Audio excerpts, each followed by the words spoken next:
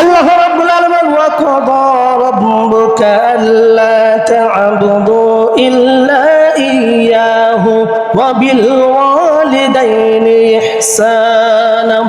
আল্লাহ রাব্বুল আলামিন আমার এক নম্বর চূড়ান্ত ফয়সালা হলো তোমরা আমার ইবাদত বন্দেগী করবা। দুই নম্বর চূড়ান্ত ফয়সালা হলো তোমার পিতামাতার সঙ্গে ভালো ব্যবহার করবা।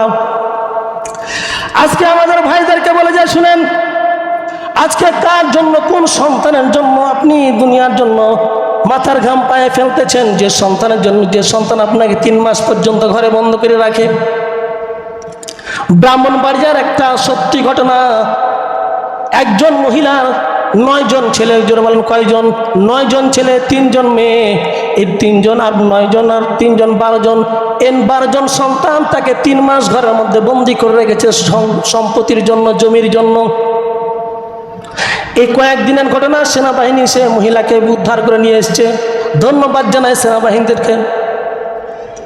9 জন ছেলে আর 3 জন মেয়ে, মাকে 3 মাস পর্যন্ত ঘরে খাবার দেয়নি, পানি দেয়নি, কোনো কিছু দেয়নি। 3 মাস পর্যন্ত ঘরে বন্দি করে রেখেছে। কিসের জন্য? সম্পত্তির জন্য, জমির জন্য। আজকে কোন সন্তানের জন্য আপনি জমি কিনতেছেন?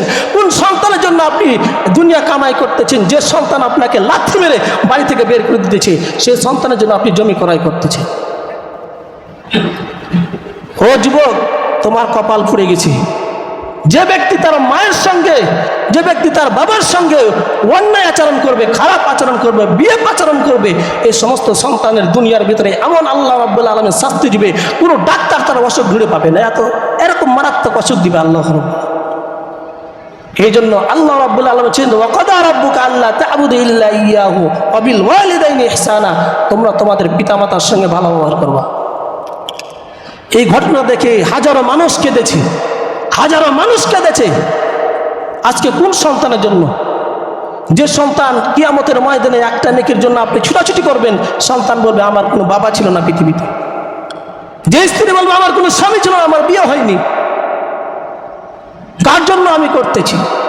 যে বন্ধুর জন্য রাত 12টা পর্যন্ত, 1টা পর্যন্ত গেছি, সে বন্ধুকে বল, বন্ধু আজকে একটা নেকির কারণে আমি জাহান্নামে যাচ্ছি, বন্ধু তোমার জন্য আমি রাত 12টা 1টা এমনকি নদী পার হয়ে তোমার জন্য গেছি, আজকে একটা নেট কি দাও। বন্ধু বলবে যে বন্ধু দুনিয়াতে আমার কোনো বন্ধুই ছিল না। আল্লাহ রাব্বুল আলামিন বলেন, ইয়াউমা ইয়াফিরুল মারউ মিন আখিহি ওয়া উম্মিহি ওয়া আবিহি ওয়া সাহিবাতিহি ওয়া বানি। ছেলে কোনো কাজে আসবে না, স্ত্রী কোনো কাজে আসবে না, মেয়ে কোনো কাজে আসবে না, বন্ধু বান্ধব কোনো কাজে আসবে না, বাবাও কোনো কাজে আসবে না, মায়ের কোনো কাজে আসবে না। এই জন্য যুবক বৃদ্ধ সকলকে বলতে চাই, নিজে যে আমলটা করবেন সে আমলে জান্নাতে যেতে হবে আপনাকে। সুতরাং সন্তানের উপর এটা বলেন না যে আমি হয়ে যাবো, আমার সন্তানরা মসজিদ বানিয়ে দিবে, মাদ্রাসা বানিয়ে দিবে, আমার নামে 10,000 টাকা দান করে 5,000 টাকা দান করবে। এটা কখনো, এই যুগের সন্তানদেরকে আপনি কখনো বিশ্বাস করেন না। ডিজিটাল যুগের ডিজিটাল সন্তান, ডিজিটাল যুগের ডিজিটাল সন্তান কখনো দান করে না। আগের যুগের সন্তানরাই তো বাপ মার জন্য দান করে না, বাপ মার কবর কাছে যায় না। 20 বছর হয়েছে মায়ের মরা, কিন্তু বাবার কবর কাছে যায় না, মায়ের কবর কাছে যায় না। তাহলে এখনকার সন্তানরা আরো তো ডিজিটাল।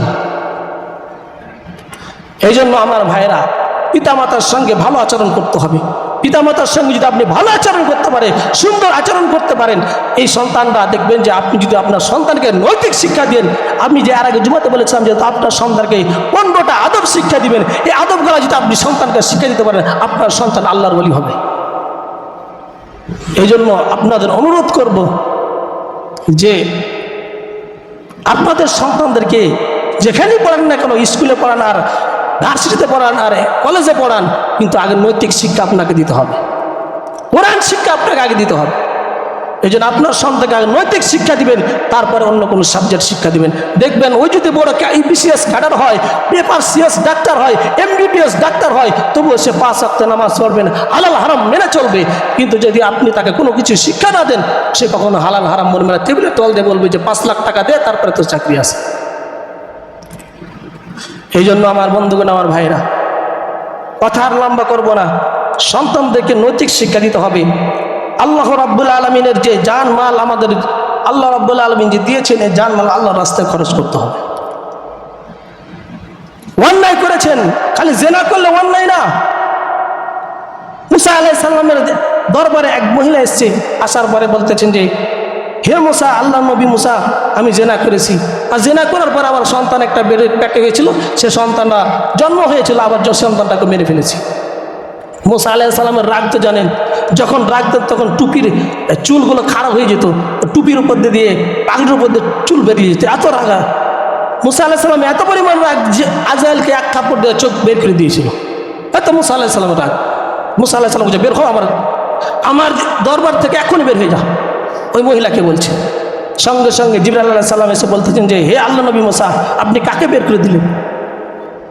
এরকম একটা অপরাধ হলো, সে জেনা করেছে, হত্যা করেছে, এটা কি অপরাধ? এর চেয়ে আরো বড় অপরাধ দুনিয়ার ভিতরে আছে। কি অপরাধ? সে অপরাধ হলো অন্যের টাকা মেরে দিয়ে, অন্যের টাকা অন্যায়ভাবে নিয়ে এসে খাওয়া, এটা সবচেয়ে বড় অপরাধ। সময় মতো নামাজ না পড়া, এটা হচ্ছে সবচেয়ে বড় অপরাধ। কিন্তু আমরা এটা অপরাধ মনে করি না। নিজের টাকা দিয়ে শুকরের গোস্ত কিনে খেলে এটা হালাল হয় না। অনেক পোলাও কুরমা হারাম, কারণ আপনি অন্যের টাকা মেরে নিয়ে এসে আপনি বিরিয়ানি খাচ্ছেন, এই বিরিয়ানিটা আপনার জন্য হারাম। এই জন্য হালাল খেতে হবে, হালাল আমাদের পড়তে হবে। আল্লাহ তাআলা আমাদেরকে সকলকে তৌফিক দান করুন। আল্লাহ তাআলা আমাদেরকে সকল যে কথাগুলো বললাম, আমাদেরকে সকলকে মানাতে আল্লাহুম্মা আমিন।